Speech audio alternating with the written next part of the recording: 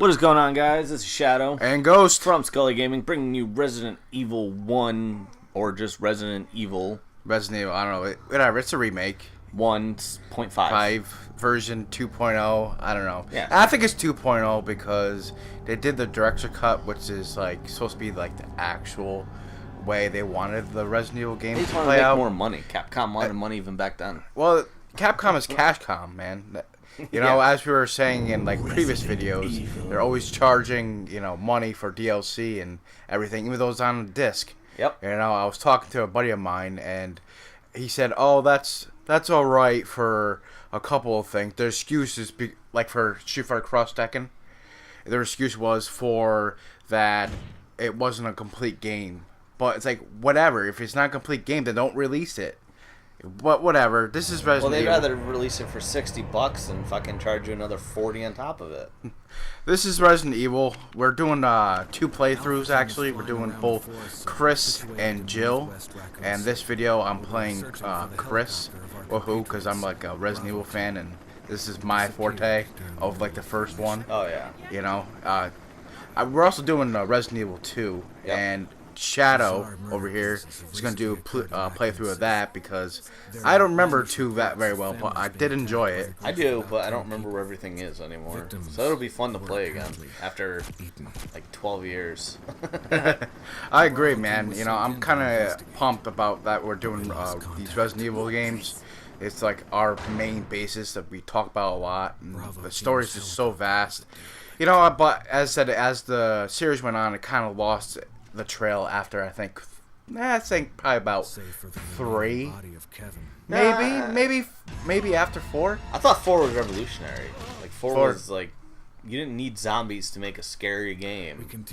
Like I still dread going into the barn to fight that one dude that like climbs the rafters and shit. Right. Even if you beat it 8 times, that guy's such a dick. Mr. Cheese, whatever I think Leon would call him. I have no clue. Big anymore. Cheese, whatever. I don't know. That guy what he's... sucked. But anyway, so I like to talk about this playthrough that I did with Chris. Now, we did Chris first. Yep. So when you see the second video with Jill, you noticed I flow through the mansion a little bit better too as well. So, playing as Chris in the remake, getting the controls down when I first played it, it was ridiculous because like tank controls. It reminds me of playing like the first Resident Evil on PlayStation because they're still like tank controls. Yeah. And in this one, the remake, you could actually do the quick turn. I think in the director's cut they didn't have a quick turn, but what makes this game easier too as well is you might see it a few times, maybe more with Jill than Chris, is they have an auto aim function in the game, which helps. But it makes the aim easier. It makes the game a little bit easier when you're trying to focus on like bosses or like hunters. I like the original because, as you said, you gotta manually aim. Yeah, you gotta do it too. Right. Even with the updated version of 2, Which is good because like you had to be sure you were shooting the right direction. Yeah, because it's not like the new games where there's fucking ammo everywhere. Like, you get like 13 bullets. Flash you like 18 screen transitions. It's not easy. So some of the differences in this one I noticed is that when you go with Chris and see Kenneth get bit by a zombie, well, not bitten, basically getting eaten, and you go back to the hallway, get Jill's gun, and you go back to Kenneth, you pretty much kill the zombie. That's what you're supposed to do in the first place. Right. But when you check Kenneth's body in this one, he drops a video instead of, usually it has like 2 handgun clips on him. Which is awesome. Which in the original and the director's cut, that did happen. Right. Which was cool, but then they switched the mansion around this one. They implemented a couple things, like both Jill and Chris both used the sword key. Is everyone all right? And Jill could use the lockpick in the original and the director's cut to pick the doors that Chris would use the sword key in. So you'll see me try to use a lockpick on one of those sword key doors, and Jill's playthrough, because I'm used to the first one and the director's cut where you could use a lockpick for that. Well, it's like they added that like cemetery part which is cool looking, and then the dog whistle with the collar, which I thought was pretty funny. You know, the remake did have some pretty cool aspect to it. I mean, even though it was like, again, it's Capcom trying to make more money, it wasn't a really bad remake. But the only thing that I'm always like confused about, I really think, like when they describe Resident Evil, I think it's really the point of view of Jill, because even though Barry's only mentioned in like the third game, because you see him in the third game, because in one of the endings he does save you, right? In the helicopter. Well, look who he follows in the third game and in the first game. Exactly. He has a hard on for Jill. That's all. Jill. You know, wants that Jill sandwich. And also, too, the voice acting in this one is, I would say, better, obviously, compared to the PlayStation. You know? I mean, we are going to eventually do the playthrough of the original. And it's just great. You know, we'll probably not even talk through the cutscenes, because just appreciate the bad voice acting. Yeah. It's just great. You know, it just makes you laugh. Like, wow, this game was so good back in the day. I mean, but whatever. And then Wesker, I don't like the voice actor of Wesker in this remake, because, I mean, he sounds more, I would say, like, I don't know.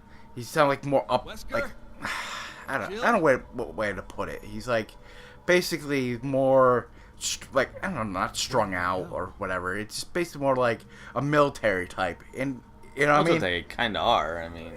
Yeah, but he's like more of the, I'll secure this area. It's like, I'd say if they ever make Wesker come back, they should use the guy from the movie. Like, he's got a badass look and voice to him for Wesker. You know? It's not like you see him in anything. Right? I agree. But, let's see, what else? I forget that you can't actually manually reload during the game. You have to actually go in your menu and combine. I mean, you can manually reload by hitting the trigger, but you reload so slow. I mean, that's pretty cool, because it gave... Probably like Leon. Leon's quick, too. Yeah. By the time that clip drops, he's already got the other one in. Like, Leon's fast. Which I like that aspect of the game. You could even reload in the original.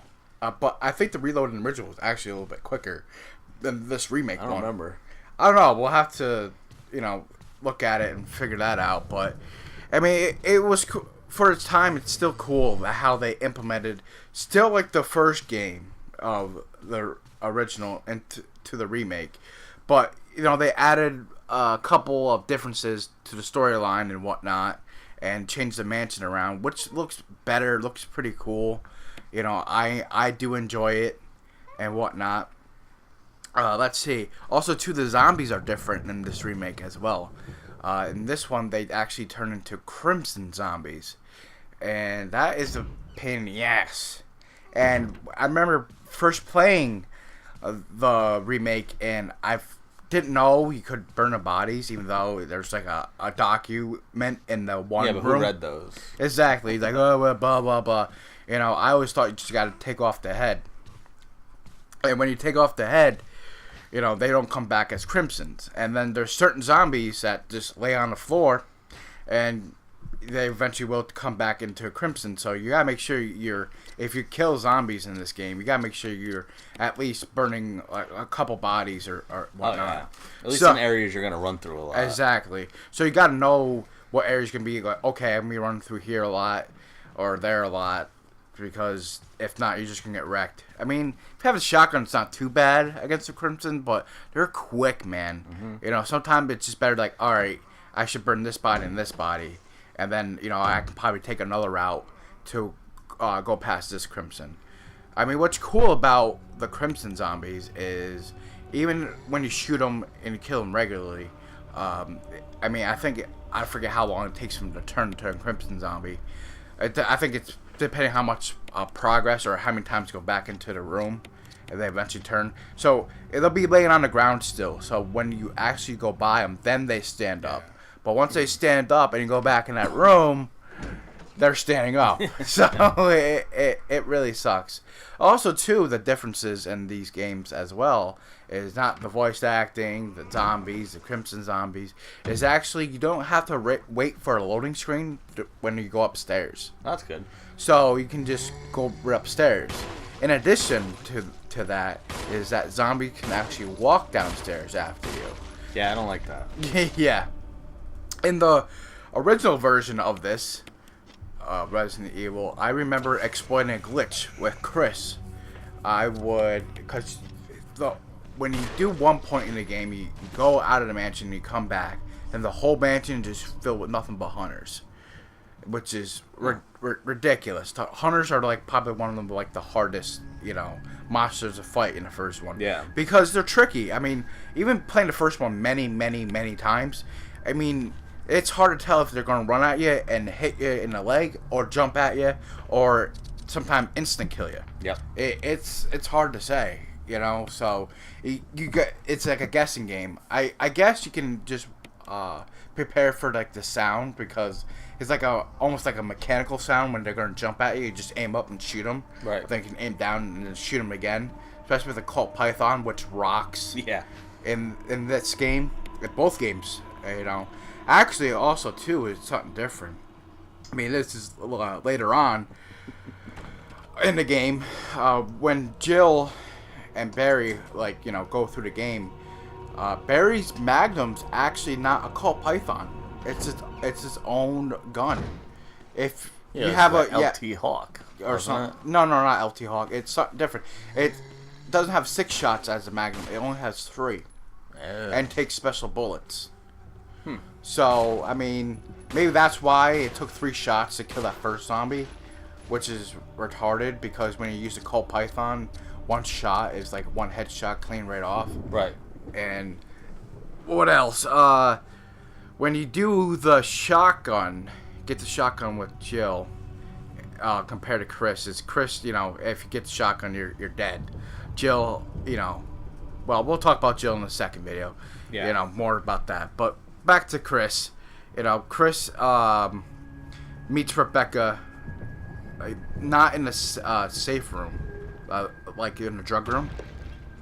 In the original one, Rebecca's in the drug room. That's the bitch from Zero, right? Yes, which, let's go on a tangent about that a little bit. You're still talking about Chris meeting Rebecca, so we'll go off that. Okay. So in the original, Rebecca's supposed to be in the drug room.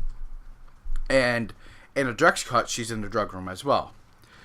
But in the remake, you meet Rebecca just before you fight the snake with Richard. Oh, okay. So, he's bit by a snake, and Rebecca's like, bit by a snake. That very vaguely. But in the remake, Richard survives. You can actually, it's like a time limit actually with him. Like, no. In the original, he dies regardless. Yeah, he dies regardless, doesn't matter. But in this one, you can save him. Yep, you can save him, you get him serum, he survives. And then Rebecca pretty much says, hey, this is the drug room, which comes in handy if you suck at the game. I'm not saying I'm better, but I have my moments where I suck. Like towards the end of the video, I get fucked up by a puking zombie, which what the hell? He would not go down for some reason. He just stood there like I can take your bullets or whatever, bro.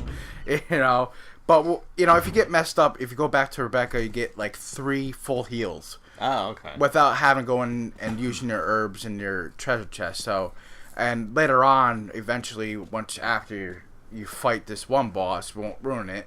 I mean, I don't know, we can, because, you know what? If you haven't played this game, this remake game, you know what? Whatever. After you defeat Plant 42, she goes into another chemical thing, but that has many uses. Ah, okay. But you don't really need to go back there ever again. I mean, unless, I guess, if you're near dying and be close to that point, you can go back and get healed. But I think if you're about to go to underground, she's not there. Right. Because she's supposed to be trying to find you. And then, she meets up eventually back when you're about to go up to the elevator. Yeah, she gets back when everything's done. Yeah. Meet Wesker and find out, he was really working with Umbrella, and this was the test subject. So I want to go talk more about Rebecca. We decided to try Zero, and I messed that up because playing Zero, again, it's tank control. So, it was hard, and I also had an auto aim function. So I got messed up in the beginning. like, well, I think, like, what? The first zombie put me on caution. Yep. Twice. So I found every herb I found I had to use right away. Yep. So, which was ridiculous. And then, you know, I'm going through trying to figure out, I'm like, okay, starting to slowly come back to me. And I go through the train, meet Billy, and, you know, fight that freaking leech monster. I don't know what the heck was up with all the leeches, whatever. But whatever, it was okay prequel to the first one, I guess. Yeah, stuff you never see, though, again. Yeah, exactly. It kind of explains how Rebecca got into the mansion, but then you have other guy, Billy, who never gets mentioned again. Well, that's the thing I never liked about prequels, though, either, is they have an enemy that you'll never see again, like the leeches. You've never seen in any of the other Resident Evils. If you look at Gears of War Judgment, you have the Ragers, who are like mini berserkers.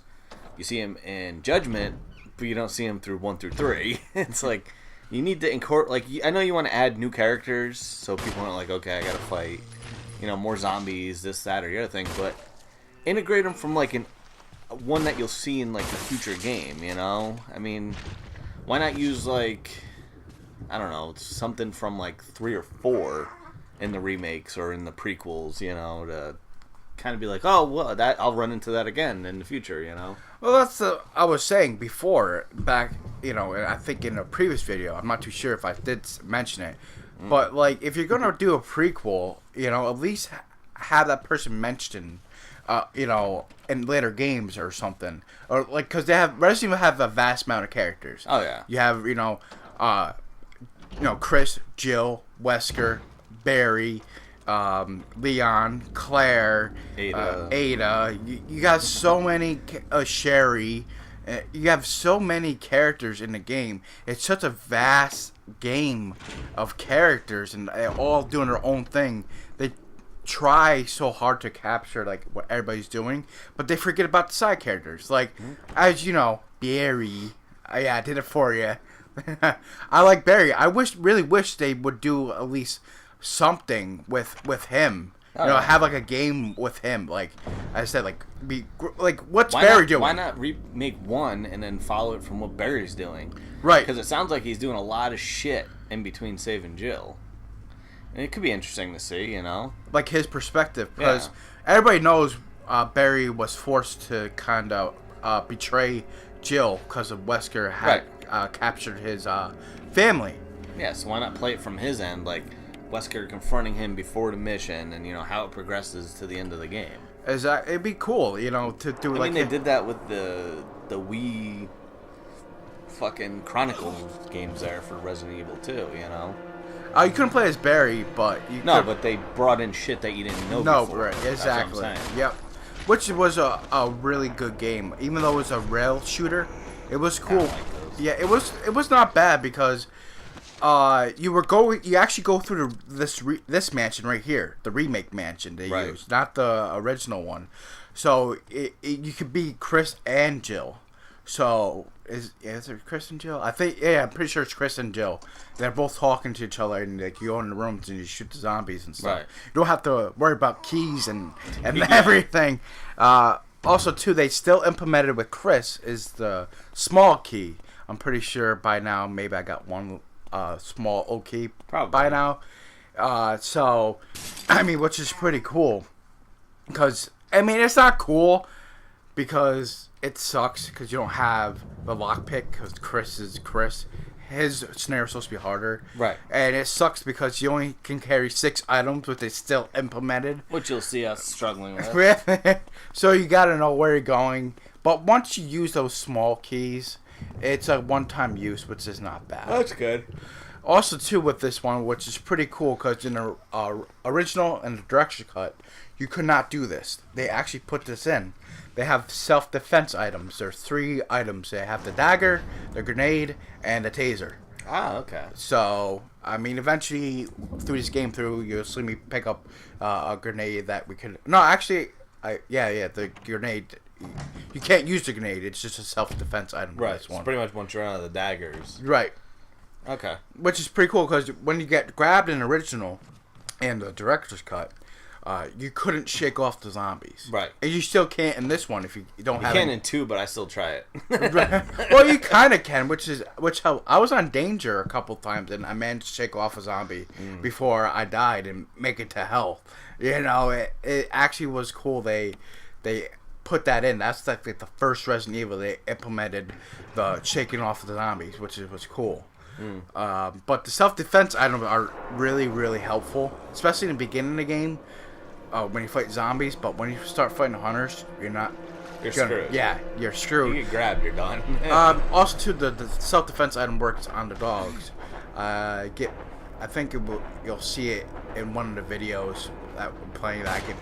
I've actually with Chris. I think. Yep. I get pounced on by a dog, and he uses a knife to stab the dog right in the neck. It's just random though when they use it, right? Or can you do it yourself? No, it's when the dog pounces on you. Like, the dog either can bite you in your arm, or he'll jump and leap, and he'll knock you down. When he knocks you down, if you have a self-defense item, you'll instantly use it. Oh, okay. So it's got to be a certain grab, pretty much. Yeah, exactly.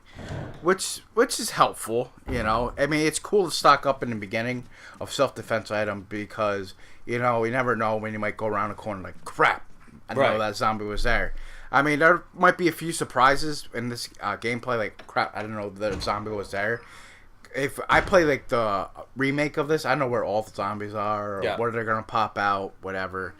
You're playing the remake of this. Oh, yeah. I'm going to be so pumped when we record that. It's probably going to be, like, 4 videos because I can run through it, like, so fast.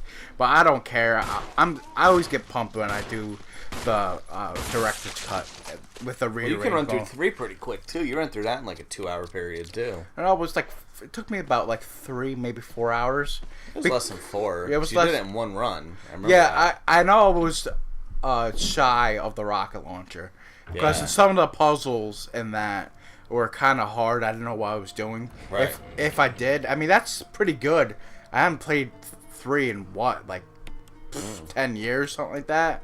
You know, so doing like one playthrough of that, not dying, pretty much. That's pretty good. You know, those games are hard to dodge. Well, you could dodge in the third one, but you know, I didn't really use it that much. You don't remember it. Yeah, it's just like, oh god, Nemesis. Like, let me tell you how to block and dodge in games, and they're the first things I forget how to do. Oh yeah, you can block that, you know? Yeah, pretty much. You'll do it on accident. Yep. You're like, wait, I can do this? Also, too, with Chris, there's one room where you go in, it's a bathroom. And you can drain out the water. And I think it's it's random at times, or it just could be whoever you play.